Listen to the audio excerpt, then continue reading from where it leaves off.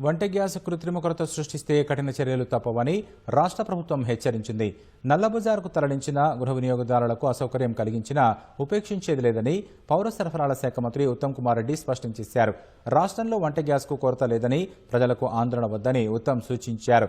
వంట గ్యాస్, వేసవిలో నీటి ఎద్దడి, 99 రోజుల ప్రజాపాలన ప్రగతి ప్రణాళికపై కలెక్టర్లు, ఎస్పీలు, పోలీస్ కమిషనర్లతో మంత్రి ఉత్తమ్ కుమార్ రెడ్డి వీడియో కాన్ఫరెన్స్ నిర్వహించారు. గృహ వినియోగదారులకు సరిపోయేంత గ్యాస్ సరఫరా చేస్తామని, ప్రజల్లో నెలకొన్న అపోహలను తొలగించేలా కలెక్టర్లు చర్యలు తీసుకోవాలని ఉత్తమ్ తెలిపారు. ఆసుపత్రులు, ప్రభుత్వ హాస్టళ్లకు సరిపడా గ్యాస్ సరఫరా చేయాలని సూచించారు. మరోవైపు గ్యాస్ కంపెనీల ప్రతినిధులు పౌర సరఫరాల శాఖ ఉన్నతాధికారులతో సమీక్షించిన ప్రభుత్వ ప్రధాన కార్యదర్శి రామకృష్ణారావు గ్యాస్ నిల్వలు, పంపిణీ, ప్రస్తుత పరిస్థితులపై ఆరా తీశారు.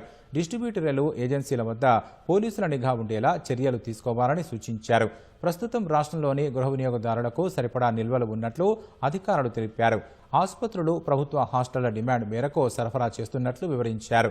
గృహ వినియోగదారులకు సరఫరాలో ఎలాంటి ఆందోళన అవసరం లేదని ఆయిల్ కంపెనీల ప్రతినిధులు, పౌర సరఫరాల శాఖ అధికారులు సీఎస్కు వివరించారు.